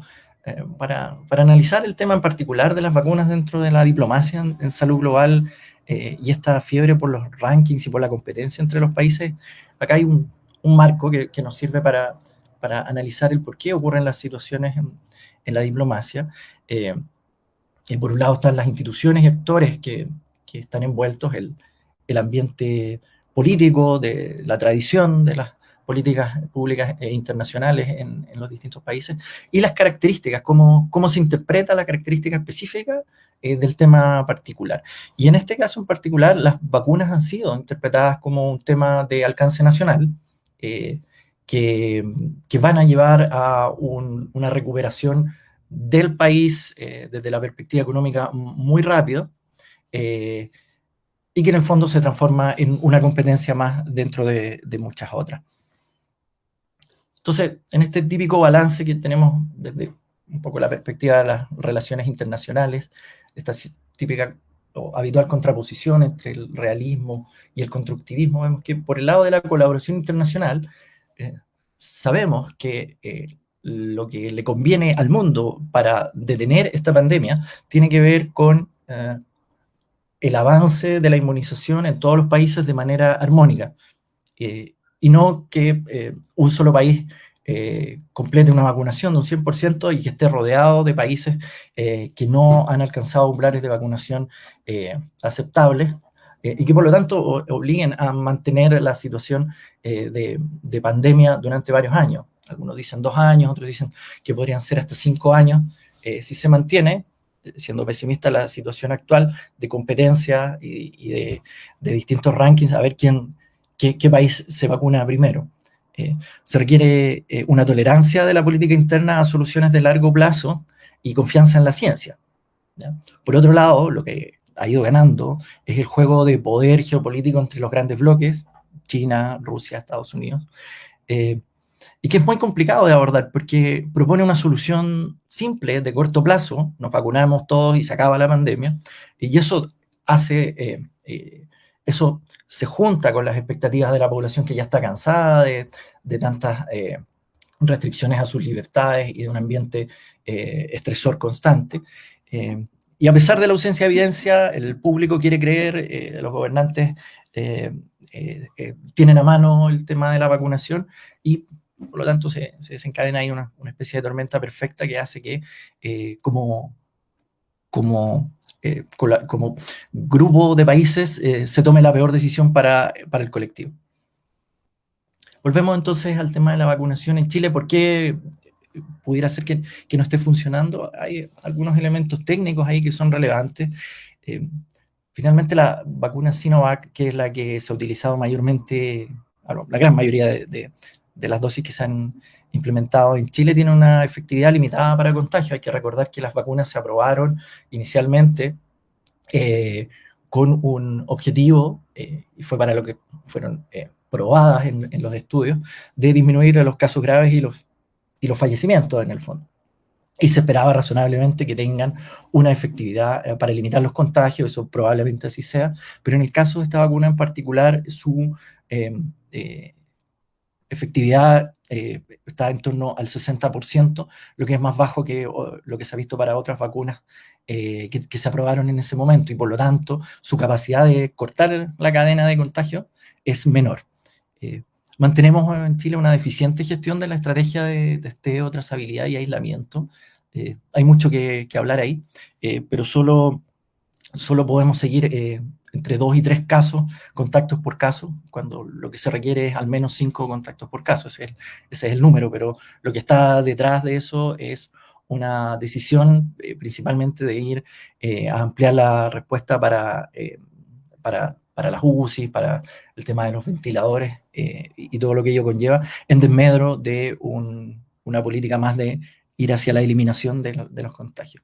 Y finalmente, yo creo que es muy relevante para el conversatorio que estamos teniendo, las presiones por una reapertura precoz. Lo hemos vivido en distintas situaciones durante el verano en Chile, que a partir de diciembre se instauraron permisos especiales de vacaciones, se fueron relajando medidas cada vez que hay algún pequeño indicio de estabilización de los casos o de caída de algún indicador. Rápidamente la presión comercial en fechas específicas, el Día de la Madre, fines de semana largo, hace que se retroceda en las medidas que se han puesto en la región metropolitana, en Santiago y en el resto del país.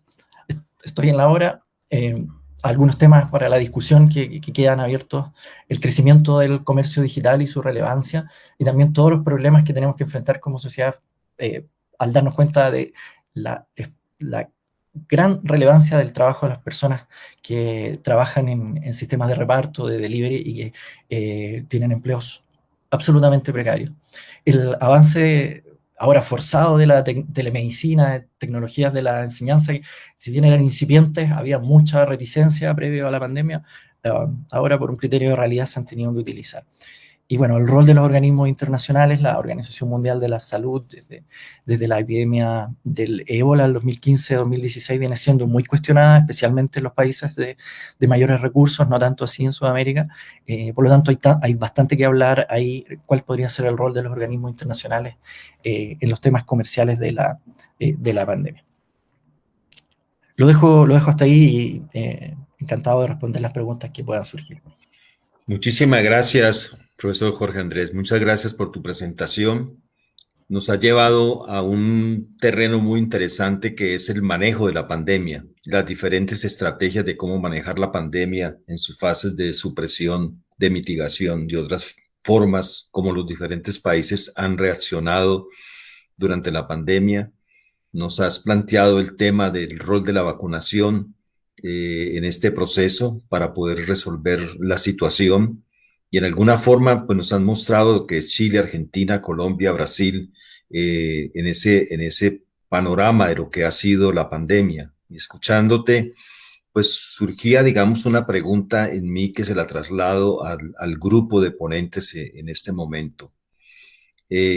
¿Cuál debería haber sido, digamos, en alguna forma la respuesta de los organismos internacionales, en este caso de la Organización Mundial de la Salud, y también diríamos del sistema de Naciones Unidas? Porque el problema de la pandemia pienso que no es solamente responsabilidad de la Organización Mundial de la Salud, sino que es una responsabilidad del sistema global de Naciones Unidas por sus implicaciones políticas, económicas, sociales, culturales, de todo tipo, de alimentación. O sea, todas las agencias de una forma u otra tenían que responder unitariamente frente a semejante desafío.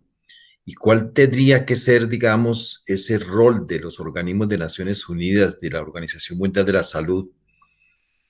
¿Y por qué respuestas tan diferentes en el mundo? Es que tenemos un mundo que tuvo respuestas diferentes teniendo un reglamento sanitario aprobado y vinculante del 2004-2005, la respuesta mundial fue diferente. Y el mapa que tú nos has mostrado, Jorge Andrés, es evidente. Uno ve una África diferente, Asia diferente, Europa y los países de América con una gran diferencia en sus estrategias. Y uno se pregunta, ¿qué nos faltó? ¿Qué ocurrió que tuvimos esa respuesta diferencial de los países? Y casi que les adelantaría otra segunda pregunta es, ¿cuál es la salida? Porque tanto Celeste como Marco nos han planteado la necesidad de no volver al mismo mundo que teníamos, la necesidad de generar un cambio en el modo de producción, en el modo de vivir, en el modo de alimentarnos, etcétera, implica una transición para generar una propuesta diferente de mundo. ¿Qué rol tienen que jugar los organismos de Naciones Unidas en ese posible cambio de desarrollo, digamos, diferente? ¿Y cuál es el rol de una u otra forma de nuestras universidades? ¿Qué es lo que las universidades podrían hacer? Entonces, abriría esa pregunta para el diálogo y me gustaría escucharles en ese sentido. No sé quién quisiera empezar. ¿Quién comienza?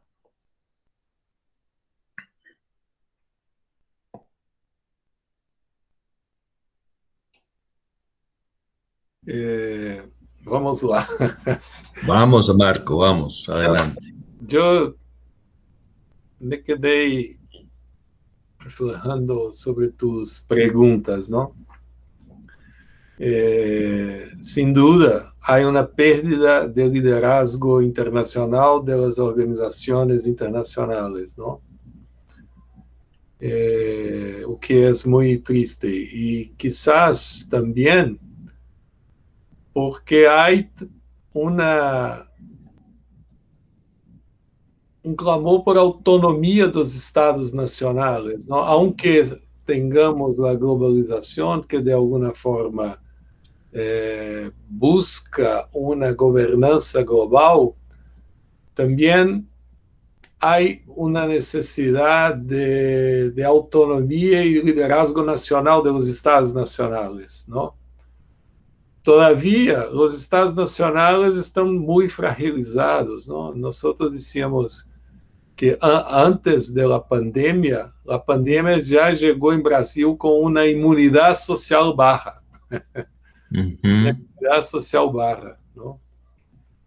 E um outro aspecto é a fragmentação. Aunque as redes sociais, as possibilidades digitais de comunicação estrecham a gente e os países, ao mesmo tempo cria uma fragmentação em que todos são produtores de conteúdo. Então, há uma disputa de narrativas de distintos produtores de conteúdos, não? E isso faz com que, por exemplo, os organismos internacionais não tenham voz. Aunque, ao mesmo tempo, tuvimos o governo Trump, que fragilizou a OMS quando não reconhecia o rol da OMS. E uma das primeiras decisões de Joe Biden foi retomar a conexão com os organismos internacionais. Então, ao mesmo tempo, em Brasil, nós vimos que se é importante uma descentralização, isso com que os estados e os municípios tiveram possibilidades criativas de fazer coisas não impedidas pelo governo nacional, ao mesmo tempo nos faltou governança nacional. Nós na saúde usamos muito a palavra governança. Em Brasil, durante a pandemia, eu aprendi o que é governança por a falta de governança. Uma fragmentação imensa dos estados, dos municípios com o governo federal. Ao mesmo tempo que a descentralização é necessária também uma coordenação nacional todavía cuando la Coordinación Nacional falla y construye un discurso, una otra narrativa, es importantísima esta fragmentación para que haga acciones creativas a nivel local y a nivel subnacional. Es lleno de contradicciones, ¿no? Porque sería lindo, pero al mismo tiempo tirânico, autoritario, si los poderes centrales pudieran definir todo. Todavía, si los poderes centrales, por ejemplo, Trump, Bolsonaro, pudiera decidir todo, sería un caos mucho mayor do que es. Entonces, al mismo tiempo que es necesario coordinaciones globales, coordinaciones nacionales, es interesante también las autonomías municipales y subnacionales, ¿no? Entonces, creo que nosotros estamos en medio de un cambio de la gobernança global, de como vamos fazer isto, não? Ao mesmo tempo, eu penso salidas, não?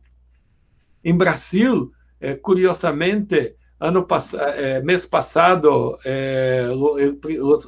o principal periódico de São Paulo, que se chama Folha de São Paulo, hizo uma encuesta e o Sistema Único de Saúde foi evaluado pela população como o melhor serviço público da cidade de São Paulo. Algo inimaginável antes, porque a prensa estava todo o tempo atacando os serviços públicos. Então, esta é uma coisa. Há que seguir visibilizando os sistemas públicos de saúde. E outra coisa também, que foi uma visibilidade imensa da desigualdade, da injustiça social. Há que seguir visibilizando muito no mundo outro a questão da desigualdade. Então, a importância dos serviços públicos e a injustiça que a inequidade social causa para a economia, para a vida, para todos. Então, algo que pensei agora, depois de tus cuestionamientos, Eduardo. Muchas gracias, Marco. Muchas gracias por tu respuesta. O sea, no podemos tener un autoritarismo total, sino que tendríamos que tener una sinergia entre una gobernanza global, gobernanza nacional, pero autonomías locales que puedan también surgir formas creativas de solución a problemas tan complejos y tan difíciles que se viven. Celeste, ¿tú qué nos dices? Sí, Eduardo, mira, comparto la línea que estaba planteando Marco. A ver, siempre tengo como, eso es un límite personal de pensar que las cuestiones homogéneas siempre borran las emergencias de soluciones creativas y de la posibilidad de innovar.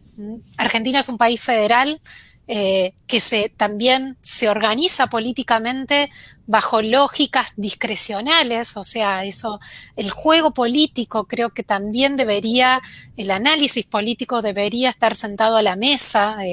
Creo que los aportes de los politólogos frente a las configuraciones que a diferentes niveles de gobierno adoptan los ejecutivos tiene mucha riqueza y que no siempre convivimos en estos debates, no siempre están sentados tan fácilmente con nosotros. A ver, creo que si me preguntás, Eduardo, no veo, como coincido con Marco, no veo la posibilidad de que Argentina se haya definido el qué hacer unilateralmente desde el obelisco. Hubo muchas estrategias a nivel subnacional, hay reservas y hay capital acumulado de experiencia, con mucha heterogeneidad. Nuestros países son muy grandes, muy extensos. Para mí, hablar de Argentina es hablar de 24 jurisdicciones y cada una de ellas con sus propias particularidades. Creo que siempre es muy difícil y y en esto también quiero, quizás porque no vivo en la ciudad capital y vivo en el interior de Argentina, en cuanto al rol de los organismos internacionales, muchas veces también se quedan con lecturas y construcciones de realidades muy centradas en las capitales. En esto creo que un desafío es salir de gira, ¿no? Y poder recosechar dentro de la heterogeneidad. Yo lo pienso en respuestas alimentarias y en estrategias de construcción de sistemas alimentarios, que yo lo que propongo en el cierre y que lo mencionaba es porque lo estamos documentando, porque existen reservas de salud colectivamente construidas y que sostienen comunidades. Acá no hay que inventar de cero. Quizás es que me parece que es una palabra que nosotros lo utilizamos mucho en un grupo de reflexión de la universidad. Necesitamos acciones alternativas, inspiradoras y con capacidad de convivencia en contextos plurales. Creo que acá tenemos que salir de la fórmula. Si vamos tras la fórmula, me parece que ha sido un gran fracaso. Muchas gracias, Celeste. Muchas gracias por tu reflexión. Jorge. Gracias, Juan Eduardo. Gracias también, Marco y Celeste, por la reflexión. Creo que tenemos consenso respecto al tema de los territorios y las soluciones locales. Y esto lo enlazo con lo que quería decir al inicio, antes de escuchar a Marco y a Celeste, con el tema de la institucionalidad y el largo plazo. Yo recuerdo, de hecho, de haber sido ya unos 3 años que estuvimos en la Universidad de Antioquia y hablamos de la crisis de confianza en las instituciones y lo importante que resultaba para la academia en aportar en mejorar esta situación, en que las instituciones fueran lo más confiables posible. Pero eso requiere participación de los territorios. Como ejemplo, para la discusión, una de las cosas que altamente se ha valorado en el proceso de vacunación en Chile ha sido la actividad de la atención primaria de salud, que es una estrategia que en Sudamérica es, con diferencia, obviamente, es relativamente compartida, que tiene características relativamente similares en los distintos países, pero es una institución de largo plazo, es una institución que lleva décadas funcionando de cierta manera. Entonces, uno de los conflictos que hubo, que quizás no tienen una repercusión internacional, pero dentro de este supuesto éxito de la vacunación en el territorio nacional, estaban las directrices muy, muy centralistas del gobierno, diciéndole un poco a la atención primaria cómo hacer las cosas. Yo creo que en términos prácticos, porque nadie reconoce mucho las cosas finalmente en términos declarativos, pero lo que ocurrió fue que la atención primaria hizo las cosas como sabe hacerlas y se organizó y puso sus horarios porque conoce su territorio. Entonces, cosas más bien anecdóticas. Había inicialmente un calendario muy, muy estricto de vacunación en que hoy día iban a estar las personas de, no sé, 88 años. Pero claro, esa persona llegaba con un cuidador que tenía 75 años. Y por lo tanto, ir al centro era todo un esfuerzo. Atención primaria sabe que tiene que vacunar a esas 2 personas ese mismo día y no hacerla volver a las 2 semanas. Entonces, ese tipo de cosas, que es una cosa muy menor, no estoy diciendo que eso sea el centro del asunto, pero ejemplifica esta idea de control por parte de los gobiernos, que van a solucionar todo y que necesitan solucionar todo sin confianza, que es recíproca, en sus gobernados. Y los gobernados no tienen confianza en sus gobiernos. Entonces, yo creo que la academia tiene que seguir haciendo el esfuerzo de reunir evidencia, de hacer actividades de este tipo, para decir, mira, estas son las instituciones que han funcionado. Atención primaria, que están vilipendiadas, que hay muchos tiempos de espera, que las instalaciones no son como corresponden, son las que han salvado en una situación de debacle a este país, y varios países más lo van a hacer, porque Israel, por ejemplo, que el país que más vacunó y más rápidamente lo hizo, es porque también tienen una atención primaria, con otras características de todos, pero fuerte, bien implementada. Estados Unidos no puede realizarlo, porque no tiene una institución de larga data que pudiera hacerlo, y yo asumo que allá hay gente inteligente y podrán entender que tienen que tener algún sistema de atención primaria para este tipo de situaciones. Quizás no es para siempre, pero tiene que tener la flexibilidad de activarse en el momento que requiere activarse fácilmente, y no un año y medio después seguir viendo que no pueden avanzar bien con la vacunación, por ejemplo. Muy bien, muy interesante, Jorge, lo que estás planteando, y yo volteo un poco la pregunta que hice inicialmente. Primero hablamos, digamos, de la gobernanza global y las diferentes respuestas de los países en términos de sus gobiernos, y me parece que ha quedado claro el pensamiento de ustedes de que tenemos que hacer una fuerte combinación de propuestas y que los niveles locales deben tener una una respuesta. Me surja el tema de la ciudadanía. Los ciudadanos de hoy, en tiempo de pandemia, ¿serán iguales a los ciudadanos antes de la pandemia con todo lo que ha pasado? Uno ve la indignación en muchos lugares. Yo diría que la indignación que ha habido, digamos, en Chile, que fue prepandémica, la indignación de Colombia, que es pospandémica, lo que está ocurriendo, digamos, en otros lugares que está latente con relación.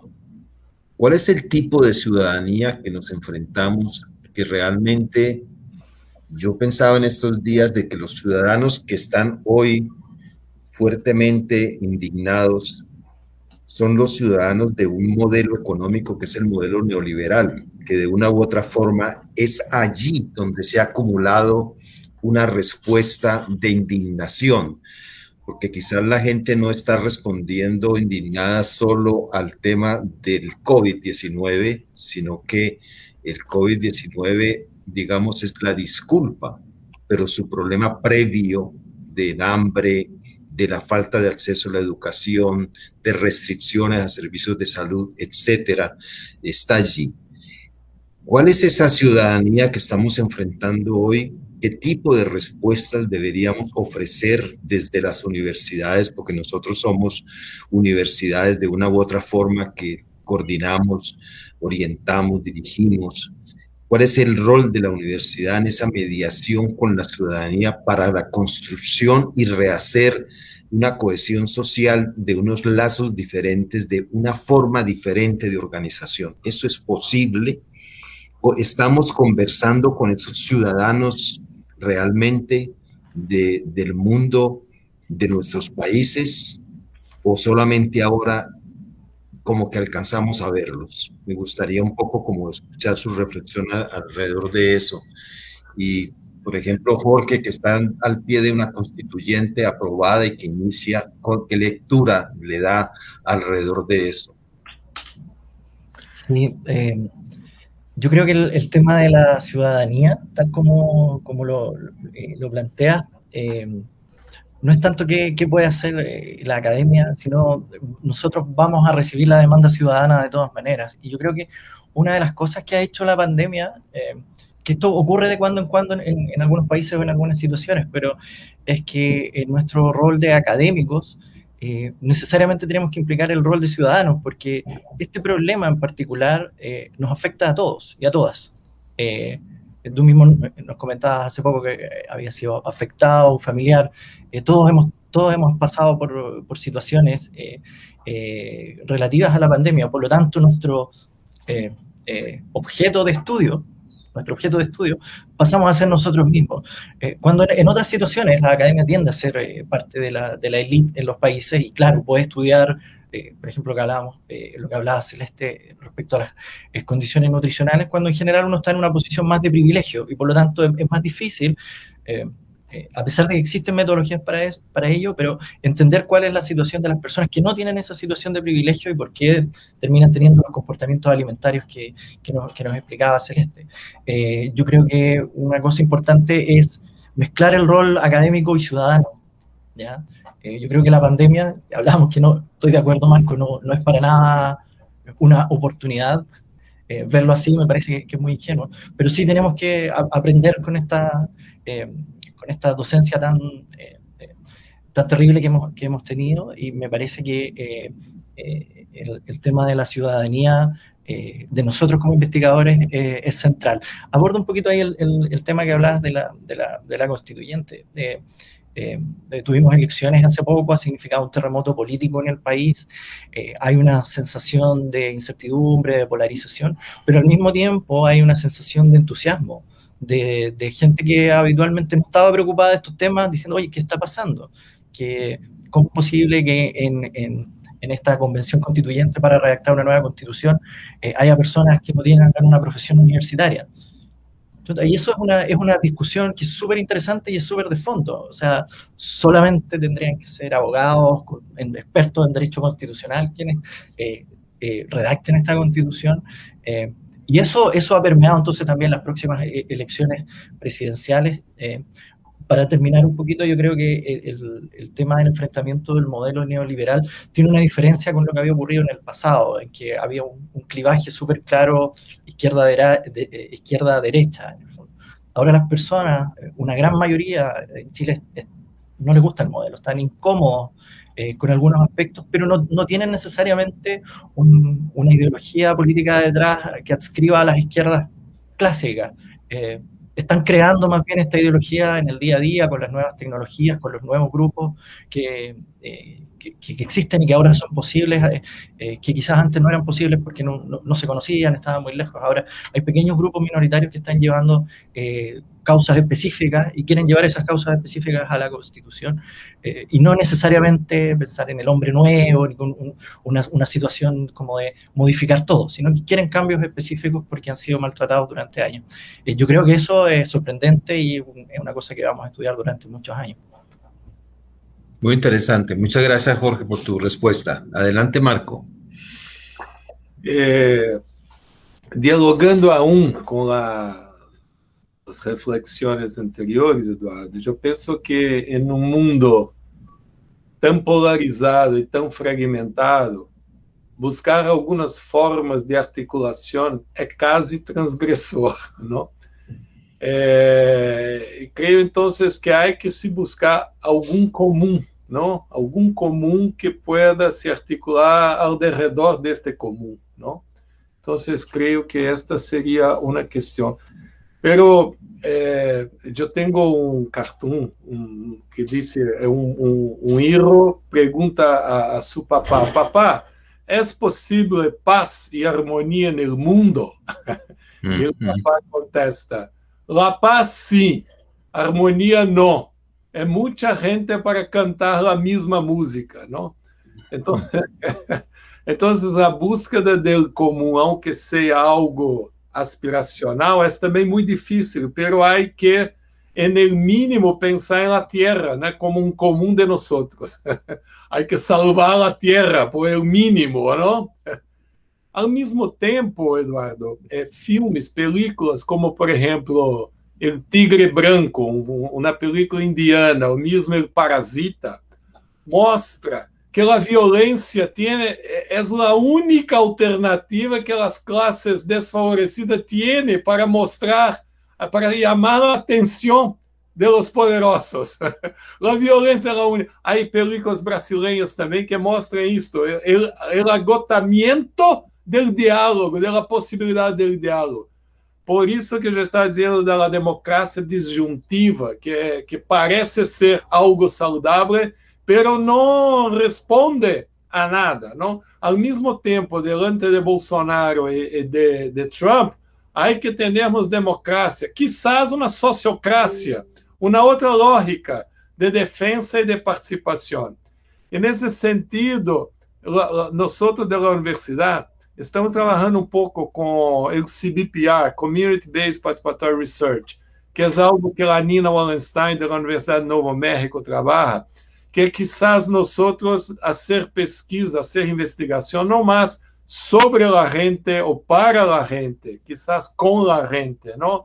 Então, é trabalhar uma outra lógica de construção de investigação, não a partir de nossas preocupações, mas a partir de preocupações consensuadas. Estamos tentando nisto trabalhar metodologias participativas com niños e adolescentes, não? Porque há gente que diz, bromeando, em los adultos não creio mais. Então, vamos trabalhar o que é participação genuína de niños e de jóvenes, não? Em uma lógica, quizás, de cidadania insurgente. Há livro de autor que se chama James Holston, que diz isto, o que é uma cidadania insurgente, que é uma cidadania da periferia das cidades, que é uma cidadania que não cumpre mais direita, esquerda, deputado, parlamento, uma outra lógica de cidadania basada nos problemas da vida. Quizás os movimentos identitários tenham algo também a nos ensinar, aunque sejam também fragmentados, não? pero no sé, estamos todos en un grado de incertidumbre grande. Quizás esto es bueno, ¿no? Porque no tenemos más certezas, no estamos seguros de casi nada, do que hacer, ¿no? Entonces, eso nos abre posibilidad de pensar junto con la gente el futuro, ¿no? No tenemos más, como privilegiado que somos, respuestas para el mundo. Quizás tenemos respuestas para nosotros, para nuestras familias, para nuestros departamentos de la facultad, mas no respuestas para un mundo que sea no el mismo mundo que nosotros hemos venido. Entonces, James Holston, democracia disruptiva y ciudadanía insurgente, porque cuestiona la lógica del poder representativo y apresenta una lógica de que la ciudadanía puede ser insurgente, ¿no? Muy interesante, Marco. Muchas gracias por tu reflexión. Celeste. Quizás el movimiento constituyente de Chile es una lógica de ciudadanía insurgente, pero ahora está institucionalizada, pero en aquel momento fue una ciudadanía insurgente. Quizás la frustración, porque la ciudadanía insurgente quería más do que esta constituyente, ¿no? Nosotros estamos haciendo un libro de la Facultad Nacional de Salud Pública, promovido por la Universidad de Antioquia, sobre la celebración de los 30 años de la Constituyente de Colombia, que pasa, digamos, a un Estado social de derecho y social totalmente diferente, participativo, donde confluyeron constituyentes del ala conservadora, constituyentes de la guerrilla insurgente en ese momento del M-19 y del grupo neoliberal que en ese momento se establecía en el mundo y en Colombia tenía sus personas, llegaron a esa constituyente. Entonces, tuvimos una nueva constitución en 1991 y ahora estamos evaluando 30 años después cómo el modelo neoliberal apagó las esperanzas de la constituyente de 1991. Está en letra escrita y por eso queremos en algún momento hacer un diálogo con Chile para entender un poco qué están pensando, cómo lo están pensando, porque tenemos otra experiencia. Pero bueno, eso es tema de otro diálogo y de otro seminario que me parece bastante interesante comprender qué va a suceder con esa nueva ciudadanía, porque no tengo la menor duda de que tenemos una nueva ciudadanía en el mundo en este momento. O sea, en este momento hay una nueva ciudadanía que está dialogando en una forma diferente, tiene su propio diálogo y ya comenzó a hacer su grito. Entonces, en alguna forma, tenemos que comprender qué está ocurriendo con esa nueva ciudadanía y cómo hacerlo. Me gustaría escuchar a Celeste frente a esta última parte de nuestro seminario. Sí, Eduardo, mira, los escuchaba tanto a Marco como a Jorge y lo tengo que llevar al plano de Argentina, donde nuestra cotidianeidad está atravesada por la palabra grieta.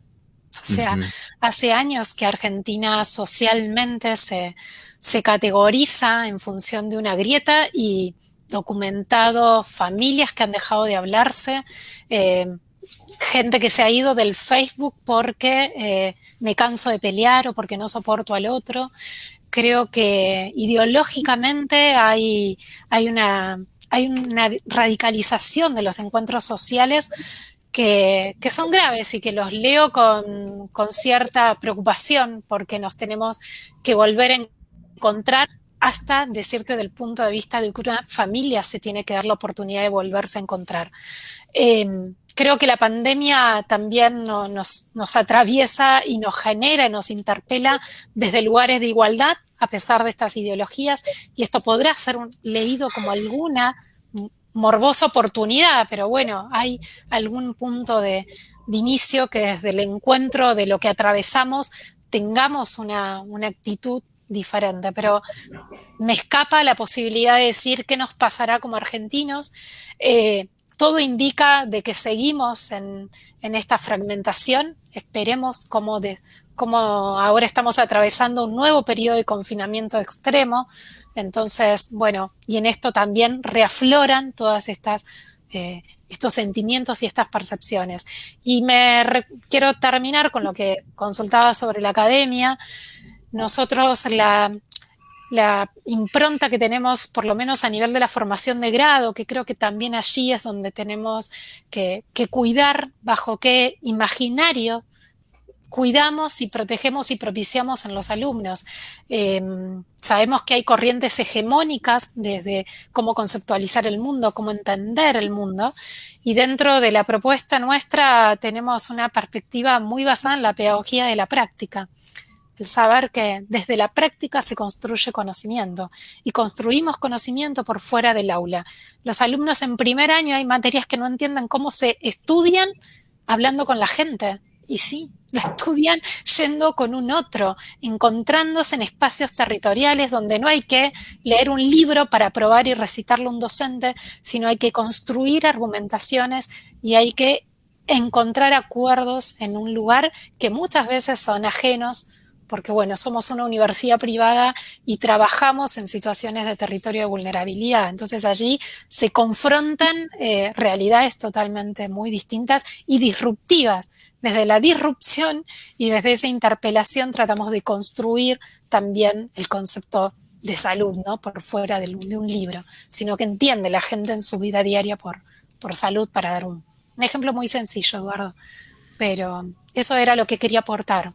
Muchísimas gracias, Celeste. Muchísimas gracias, Celeste. Bueno, con eso vamos a concluir nuestro seminario. Agradecer especialmente a Marco, a Jorge, a Celeste, su participación, su reflexión, su disertación, su pensamiento.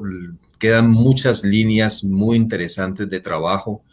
Me quedo con esa última parte de una universidad que se vuelve territorio escuela, que dialoga y conversa con la gente, el aula en la calle, el aula abierta. Tenemos la opción hoy con la teleeducación de conectarnos con el mundo entero, pero conectémonos con la gente directamente en sus territorios y tengamos escuelas, territorio, universidad, escuela en los territorios que dialoga con el mundo y dialoga con la gente para buscar soluciones. Y creo que ese es el camino, el diálogo, la escucha, para ver si logramos entendernos y destruir también los mensajes del odio. Me parece que no podemos caer en la trampa del odio de las diferentes generaciones, sino que tenemos que buscar, a pesar de la dificultad de esas armonías, buscar que necesitamos un mundo. Me gustó mucho la frase que Marco planteó. Defendamos el planeta, defendamos la tierra, defendamos la vida, defendamos la salud. Quizás por allí podamos encontrar cosas totalmente diferentes. Entonces, agradecerles muchísimo, agradecerle a la facultad. No sé si Camila quieres expresar algo al final, pues está solamente allí. Muchísimas gracias por estar con nosotros. A Andrés, muchísimas gracias por todo el apoyo. Lo mismo a Carla y a nuestros invitados especiales, muchas gracias, y también a los asistentes quienes han participado de esta jornada. Muchísimas gracias por estar con nosotros, y queda en el Facebook Live de la Facultad Nacional de Salud Pública vigente esta grabación para uso de los diferentes espacios académicos de esta reflexión que hemos tenido en el día de hoy. De modo que muchísimas gracias y una feliz tarde. Excelente, feliz tarde, ¿eh? Chao, Celeste, muchas gracias, Jorge, muchísimas gracias, Marco, un abrazo, Camila, muchas gracias por todo. Hasta luego. Hasta luego, feliz tarde, que estén muy bien. Chao, Andrés.